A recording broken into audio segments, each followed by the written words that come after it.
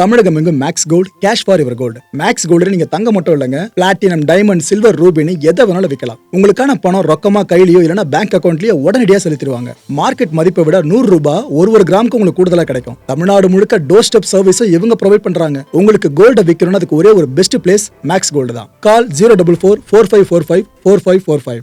வணக்கம். Big topic with Karthik Mayakumar.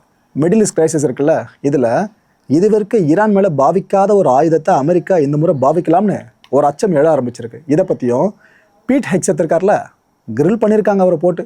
இது எல்லாத்த பத்தி தான் முழுக்க பார்க்க போற நிகழ்ச்சியில் போலாம்.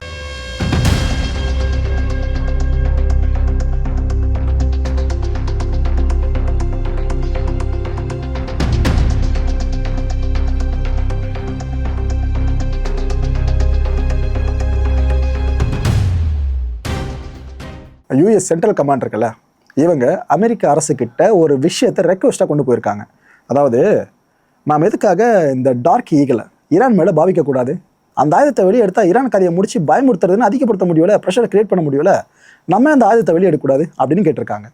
ஆக்சுவலாக இந்த விஷயத்தை அமெரிக்க தலைமையும் கன்சிடர் பண்ண ஆரம்பிச்சிருக்காங்க. சரி, எடுத்து இதை பயன்படுத்துகிறோன்னாக்கா ப்ரெஷர் அதிகமாக பில்ட் ஆகுமா, அப்படின்னா செலவு இன்னும் கொஞ்சம் தள்ள கட்டி விட்டுருமா, இது எடுக்கலாமா வேணாமான்னு அவங்க டயலமில் இருந்துட்டு இருக்காங்க. ஆனால் ஒரு விஷயங்க, ஒருவேளை இந்த கான்ஃப்ளிக்டில் மட்டும் இந்த டார்க் ஈகிளை அமெரிக்கா கையில் எடுத்துருச்சு, இது வரைக்கும் அமெரிக்கா சம்மந்தப்பட்ட எந்த ஒரு லைவ் கான்ஃப்ளிக்ட்லையும் இது போல் ஒரு ஹைப்பர்சானிக் மிசைல் அவங்க கை வச்சதே கிடையாது, அதை லான்ச் பண்ணது கிடையாது. இது நடந்துச்சுனாக்கா ஃபர்ஸ்ட் டைமாக அமெரிக்கா ஹைப்பர்சானிக் மிசைலை எடுத்து ஒரு லைவ் கான்ஃப்ளிக்ட் அடிச்சிருக்கிறதா வரலாற்றில் பதிவாயிடும். அந்த விஷயத்தை பண்ண போகிறாங்களான்னு தெரியல, வெயிட் பண்ணி பார்ப்போம். இந்த டார்க் ஈகிளை பற்றி சொல்லணும்னா, இதோட ரேஞ்ச் 2700 கிலோமீட்டர்ஸ். அண்ட் இது டிசைன் பண்ணப்பட்டதே பார்த்தீங்கன்னா ப்ரிசைஸான ஸ்ட்ரைக்குக்காகவே உருவாக்கியிருக்காங்க. அதாவது சுற்றி டென்ஸான இடங்கள் டார்கெட்டை சுற்றி இருந்தாலும் கரெக்டாக அந்த டார்கெட்டை மட்டும் அடிச்சுட்டு வர மாதிரி ப்ரிசைஸாக இதை டிசைன் பண்ணியிருக்காங்க. இந்த டார்க் ஈகிள்னாலே அக்யூரஸிக்கு பேர் போனதுங்க, அதாவது சொல்கிற ப்ரிசைஸ்னு சொல்லிட்டு. இது ஒன்றுத்தோட விலை எவ்வளோ தெரியுமா? 142 கோடி ரூபாய், இந்திய ரூபாய் மதிப்பில் சொல்கிறதா இருந்தால். அமெரிக்கா ப்ரொடியூஸ் பண்ணுற ஒன்று விலை உச்சத்தில் தான் இருக்கும், அப்படி தான் இதுவும். ஆனால் ஈரான்லாம் பார்த்துருக்கீங்களா, ஆயிரங்கள் லட்சத்தில் செலவு பண்ணியே பெரிய விஷயம் பண்ணுவாங்க. ஆனால் அமெரிக்கா இந்த அளவுக்கு செலவு பண்ணுவாங்க. பட் இது ஏற்படுத்துகிற பேரழிவு இருக்குல்ல, அதுவுமே எக்ஸ்ட்ரீம் தான், அதில் மாற்றுக்கிறது இல்லை. இப்போ கரண்ட்டாக பார்த்தீங்கன்னா 10 + 15 மாதிரி சம்திங் அவ்வளோதான் இருக்குமாங்க இந்த டார்க் ஈகிள் அமெரிக்காவோட கைவசம். இதான லிமிடெட் ப்ரொடக்ஷனாக அவங்க மெயின்டைன் பண்ணுறாங்களாம். அதிகமான செலவு எதுக்கு, கம்மியாக ப்ரொடியூஸ் பண்ணிப்போம் அப்படின்ட்டு. அதனால லிமிடெட் ஆக்சஸாக தான் இது பார்க்க முடிஞ்சிட்ருக்கு. இதுக்கு மத்தியில் தான் யூஎஸ் சென்ட்ரல் கமாண்ட் கேட்டிருக்காங்க, நம்ம அதை பயன்படுத்தினா என்ன அப்படின்ட்டு. இந்த டார்க் ஈகிள் பார்த்தீங்கன்னா ஃபுல்லி ஆப்ரேட்டட் கிடையாது. ஸ்டில் இன்னும் இது சார்ந்து நிறைய டிலேஸை அவங்க ஃபேஸ் பண்ணிட்டு தான் இருக்காங்க. இதுக்கு முன்னாடியே ஃபேஸ் பண்ணாங்க. அதில் 2 முக்கியமான காரணங்களை சொல்லணும்னா, ஒன்று, இதை சோதிப்பாங்களே அதில் நிறைய சேலஞ்சஸை ஃபேஸ் பண்ணாங்க. ஏன்னா அந்த டெஸ்டிங் அப்போ என்னென்ன எரர்ன்றதை அப்போ தான் கண்டுபிடிப்பாங்க. அதுக்கப்புறம் அதை ஃபுல்லாக சார்ட் அவுட் பண்ணி திரும்ப ஒரு டெஸ்ட்டை கண்டக்ட் பண்ணுவாங்க. இப்படி சைக்கிள் ஃபார்மெட்டில் போயிட்டே இருந்துச்சு அது. இன்னொன்று, இதோட டெவலப்மெண்ட் இருக்குல்ல, அது பெரிய செட்பேக்ஸாக சந்திச்சு. இதெல்லாம் தாண்டி தான் டார்க் ஈகிள்னு ஃபைனல் ஷேப் அது கிடச்சிது. பட் இது அமெரிக்கா எடுத்து பரிசோதிச்சு ஏதாவது சொதப்பி அமெரிக்கா திரும்பிலாம் வந்து அச்சுதுன்னு வைங்க, மிஸ் ஃபயர் ஆகுதுன்ட்டு பிரச்சனை ரொம்ப பெருசாக மாறிடும். அமெரிக்கா கட்டமைச்சிருக்க இமேஜ் இருக்குல்ல சர்வதேச அரங்கில், அது கொலாப்ஸே ஆகிடும். இன்னொரு பக்கம் ரஷ்யா அண்ட் சைனா, இந்த 2 தரப்பு என்ன பண்ணிட்டு இருக்கு, ஹைப்பர்சானிக் மிசைல்ஸை ஃபுல்லாக டெப்ளாய் பண்ண ஆரம்பிச்சிட்டாங்க. ஆனால் இது வரைக்கும் அமெரிக்கா இதை பண்ணவே இல்லை.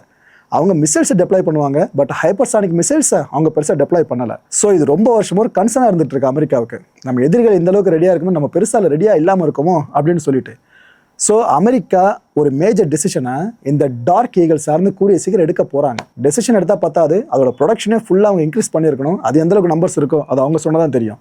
இன்னொரு பக்கம் ஏற்கனவே இந்த வார் இருக்குல்ல, அதில் செலவு அதிகமாக போயிட்டுருக்கு. அமெரிக்கா பண்ணிட்டு இருக்க செலவு உச்சத்தில் இருக்குது. இவ்வளோ செலவு இருக்கும்போது இந்த டார்க் ஈகிள் சார்ந்த ப்ரொடக்ஷன் அவங்க இன்க்ரீஸ் பண்ணுறாங்க அப்படின்னா அது கூடுதல் செலவு தான். அந்த செலவை பற்றி நான் எப்பயே சொல்கிறேன். இந்த ஆப்ரேஷன் எபிக் ஃபியூரி இருக்குல்ல, அதை ஈரானுக்கு எதிராக அமெரிக்கா லான்ச் பண்ண ஆப்ரேஷனு. இதில் இது வரைக்கும் அமெரிக்கா செலவு பண்ணியிருக்கிறது எவ்வளோ அமௌண்ட் தெரியுமா? 2.37 லட்சம் கோடி ரூபாய், இந்திய ரூபாய் மதிப்பில் சொல்கிறதா இருந்தால். இவ்வளோ செலவு ஆல்ரெடி அவங்க பண்ணிட்டாங்க. இதை நானாக சொல்கிற நம்பர்ஸ் கிடையாது. அமெரிக்காவில் எதிர்கட்சியை சேர்ந்தவங்களாம் கேட்பாங்க பார்த்தீங்கன்னா, அதுக்கு ஆளுங்கட்சியில் இருக்கவங்களே பதில் கொடுத்துருக்காங்க. அந்த அதிகாரிகளே சொல்லியிருக்காங்க இந்த நம்பர்ஸை. ஸோ இவங்க இந்த 2.37 லட்சம் கோடி ரூபாயில் அதிகப்படியான பணத்தை எதுக்கு திரும்ப செலவு பண்ணியிருக்காங்க? மினிஷன்ஸு, எதுக்காக தான் செலவு பண்ணியிருக்காங்க. அமெரிக்காவோட ஸ்டாக் பைல் இருக்குது பார்த்தீங்களா, இது இப்போ ஹியூஜ் ப்ரெஷரில் இருக்குங்க. ஏன்னா நீங்கள் யூஸ் பண்ணிகிட்டே இருந்து ஸ்டாக் பைலை காலி பண்ணிட்டே இருந்தீங்கன்னாக்கா ப்ரெஷர் அதிகமாகல. உதாரணத்துக்கு சொல்லணுன்னாக்கா, இது வரைக்கும் இந்த ஈரான் கான்ஃப்ளிக்டில் மட்டுமே ப்ரெசிஷன் ஸ்ட்ரைக் மிசைல்ஸ் கிட்டத்தட்ட 45% காலி பண்ணியாச்சு. கிட்டத்தட்ட 45% அவங்க பயன்படுத்தியாச்சு. இது இல்லாமல் அந்த தாட் இன்டர்செப்டர்ஸ் இருக்குல்ல, இது ஒரு 50% வரைக்கும் கதை முடிஞ்சுது. ஏன்னா அமெரிக்கா என்ன பண்ணிருக்கு, மிடில் ஈஸ்ட் முழுக்க இருக்க அவங்களோட பேசிஸில் ஃபுல்லாக இது போல் மிசைல்ஸை பயன்படுத்திட்டு இருக்காங்க. ஈரான் இங்கே ஃபுல்லாக கல்ஃபில் அடித்தா ஞாபகம் இருக்கா? அப்போ இன்டர்செப்ட் பண்ணுறதுக்கு அமெரிக்கா அவங்களோட மிசைல் தானே பயன்படுத்தி ஆகணும். அதான் ஸ்டாக் பீரியட் இந்த அளவுக்கு அடி வாங்கியிருக்கு. அப்புறம் இந்த பேட்ரியட் மிசைல்ஸ் இருக்குல்ல, இது கிட்டத்தட்ட 50% காலி, இன்னும் பாதி மூட தான் இருக்குது போல இருக்கு. டோமஹாக் மிசைல்ஸ் இருக்குல்ல, மினாப் ஸ்கூல் மேலே போட்டது, இந்த டோமஹாக் மிசைல்ஸ் மட்டும் கிட்டத்தட்ட 30% அவங்க ஸ்டாக் பையிலிருந்து காலி பண்ணியாச்சு. இவ்வளோ தூரம் காலி பண்ணதுக்கப்புறம் ஸ்டாக் பையில் அவங்க திரும்ப பார்க்குறது தான் பெரிய தலைவலியாக இருக்குமே. இப்போ அமெரிக்காவுக்கு இருக்க பெரிய பிரச்சனை இதுதானே எக்ஸ்பர்ட்ஸே சொல்கிறாங்க. ஏன்னா இதில் திரும்ப நீங்கள் ரீபில்ட் பண்ணணும் அப்படின்னா மிசைல்ஸை கொஞ்சம் டைம் எடுக்குங்க, ஒன்னெல்லாம் பண்ணிட முடியாது. இந்த டார்க் ஈகிள் இருக்குல்ல, இதை அமெரிக்கா இப்போ யூஸ் பண்ணலாம் நினச்சாலும் கூட, ஈரானுக்கு எதிராக பாவிக்கலாம் நினச்சாலும் கூட, அது அவங்களுக்கு எதிராக பேக் ஃபயர் ஆக வாய்ப்புகள் நிறைய இருக்குது. செலவு முதன்மை இழுத்து விட்டுரும். இன்கேஸ் அமெரிக்கா இது எல்லாத்தையும் தாண்டியும் கூட டார்க் ஈகிளை ஈரானுக்கு எதிராக பயன்படுத்தணும்னு முடிவு பண்ணி பயன்படுத்திட்டாங்க. ரஷ்யாவுக்கு சைனாவுக்கு ஜாக்பாட்டு. ஏன்னா ரஷ்யா சைனாவை தடுக்க வல்ல ஆயுதமாக இந்த டார்க் ஈகிளை அமெரிக்கா பார்க்குது. அதுவே பெருசாக அவங்க ஸ்டாக் பையில் இல்லை, ஃபுல்லாக ஈரானுக்கு எதிராக பயன்படுத்திட்டீங்கன்னா அவங்களுக்கு கொண்டாட்டம் தானே. இந்த யூஎஸ் காங்கிரஸில் நம்ம பீட் ஹெக்ஸத் இருக்கார்ல, secretary of defence, secretary of வார்னே சொல்லலாம் கரெக்டாக இருக்கும், இவரை கூப்பிட்டு கிரில் பண்ணியிருக்காங்க பயங்கரமாக. அதுலேயும் குறிப்பாக டெமோக்ராட் காங்கிரஸ் விமனான சாரா ஜேக்கப்ஸு என்ன மாதிரி பேசுகிறாங்கன்றீங்க. அப்படி வருது வார்த்தைகள் ஒன்று ஒன்று பீட்டை பார்த்து. பீட்டுக்கு ஒரு கட்டத்தில் ஆன்சர் பண்ண முடியல, அவர் முகம் மாறுது, ஒரு மாதிரி வியர்டாக பிஹேவ் பண்ணுற அப்படிலாம் போச்சு. சாரா என்ன தெரியுமா கேட்டாங்க, ஏங்க ட்ரம்ப் ஸ்டேபிளாக தான் இருக்காரா அப்படின்னு கேட்டாங்க. இது இன்னும் உங்களுக்கு தெளிவாக சொல்லணும்னா, ஏங்க ஒரு பைத்தியெல்லாம் கிடையாதுல்ல, இதை தான் அவங்க அப்படி கேட்டிருக்காங்க. அவையடக்கம் கருது இந்த வார்த்தையில் பயன்படுத்தியிருக்காங்க. இதை கேட்டு பீட்டு செம கடுப்பாயிட்டார். எங்கள் தலைவரை பார்த்து இப்படி கேட்குறீங்களான்ட்டு. எதுக்கு இந்த கேள்வி நீங்கள் பைடன் கிட்ட கேட்கல, எங்கள் தலைவர்கிட்ட மட்டும் கேட்குறீங்க அப்படின்னு கேட்டார். உடனே சாரா என்ன சொன்னாங்க, ஏங்க இப்போ பிரசிடென்ட் பைடன் கிடையாதுல்ல, ட்ரம்ப் தானே, பதில சொல்லுங்க அப்படின்னு இருக்காங்க. எதுக்கும் அவர் திரும்ப திரும்ப ஒரு மாதிரி ஆர்கியூ பண்ணுற மாதிரி பேச ஒரு இடத்துல கடுப்பாயிட்டு சாரா என்ன சொன்னாங்க, ஏங்க இப்போ நடக்கிறதெல்லாம் வச்சு பார்க்குறப்ப ஏதோ அமெரிக்கா தான் தோல்வி அடைஞ்சிட்டு இருக்க மாதிரி இந்த ஈரான் வாரில். ஆனால் நீங்கள் என்னன்னா இதுதான் விக்ட்ரின்னு சொல்லிக்கிட்டு இருக்கீங்க, ஏதோ ஈரான் தான் தோல்வி நோக்கி போயிட்டு இருக்கிறதா சொல்கிறீங்க. இதெல்லாம் மாற்றி மாற்றி பேசுகிறீங்களே. இதை பார்க்குறப்ப எங்களுக்கு டவுட் வந்துச்சுனாக்கா உங்களோட மென்டல் ஸ்டெபிலிட்டியை பற்றி நாங்கள் கேள்வி எழுப்போன்னு அவங்க சொன்னாங்க பாருங்க. ஒரு விஷயம் பீட்டு முகத்தில் ஒரு மாதிரி ஈயாட ஆரம்பிச்சிடுச்சு. அவர் ஒரு மாதிரி ரியாக்ட் பண்ணார் அவங்கள பார்த்து. நீங்களே பாருங்களேன் அந்த ஒட்டுமொத்தமான காரசார விவாதத்தை. Mr. Secretary, as you know, I represent San Diego, the largest military community in the country. Right now, as we are speaking, 2,500 San Diego Marines are off the coast of Iran. Many, many other San Diegans in uniform have gotten 48-hour deployment notices. So this war in Iran is not theoretical for me or for my constituents. It's deeply personal.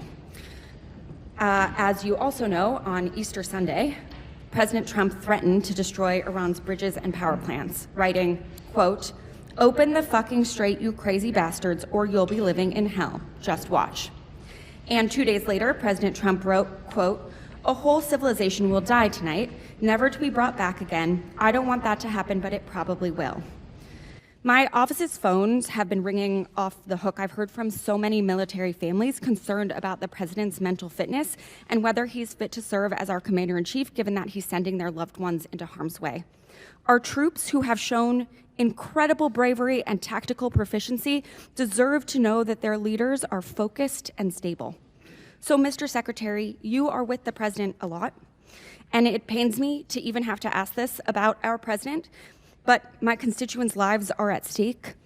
Do you believe that the president is mentally stable enough to be the commander-in-chief? Did you ask the same question of Joe Biden for 4 years? Mr. Secretary, Joe Biden is not the president. Mr. Trump has been president for a year and a half, and I'm asking you did right not. now. And I won't even engage with the level of disparagement that you're putting on the commander-in-chief, who indeed is. Meeting Mr. him Secretary, every single day. Mr. Secretary, Biden is He's not the the president. sharpest, most insightful commander-in-chief we've had in generations. And you want to compare, you want to ask that question after you and your fellow Democrats defended Joe Biden, who could barely speak and didn't Mr. know what day of the Secretary, week it was? as you know, he governed through an auto pen. when- He had a Secretary of Defense who went AWOL for a week. I can't Mr. be gone Secretary, for 10 days, for 10 minutes. I will without reclaim my someone time. looking- Thank you so much. Gentlelady's time. Thank She's you. reclaimed it. So, astonishing. as Mr. Jimenez said, we should be taking leaders at their word. So, is there a reason that we should not be taking our leader at his word? Iran should not underestimate the will of President Trump and the United States military to achieve our mission. Okay, well, I want you to know this is not a partisan thing. In fact, many Democrats have had, many Republicans have had these same questions. Marjorie Taylor Greene said he's out of control and he's gone insane. Candace Owens said the 25th Amendment needs to be invoked. Megyn Kelly, Tucker Carlson, who you used to work with, Alex Jones, Stephanie Grisham, the list could go on. So how do I explain to my constituents that while they are in harm's way, their commander-in-chief is posting these unhinged posts? How did you explain to your constituents what happened on October 7th? Or what happened in Afghanistan? Or what happened with the debacle and the withdrawal in Afghanistan, where the troops were left? How did you explain that with Joe Biden's leadership? Mr. Secretary, how did you explain that to the Marines that didn't get medals? That we restored their medals because of that disastrous withdrawal in Afghanistan? Did you explain that to your constituents when Joe Biden was asleep at the wheel and he had an AWOL Secretary of Defense? How about this next post? How can I explain this next post to my constituents? I'm Jewish, so this doesn't really bother me, but my understanding is that this is quite offensive to many Christians. So how do you explain this post?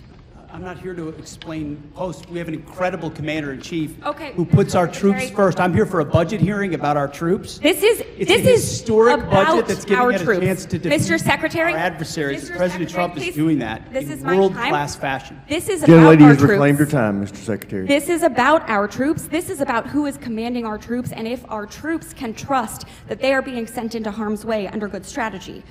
The mental stability of our commander-in-chief is deeply important to our troops. It's deeply important to this country. It wasn't our important to you troops' during Joe lives at Biden. stake. I'll remind you that when there were concerns, Democrats came together, and he was not our nominee for president. So I encourage you to have the same courage that Democrats had. Mr. Secretary, you keep saying that he is the best commander-in-chief we've ever had, the best negotiator. Talk to the troops. 13 American troops have died.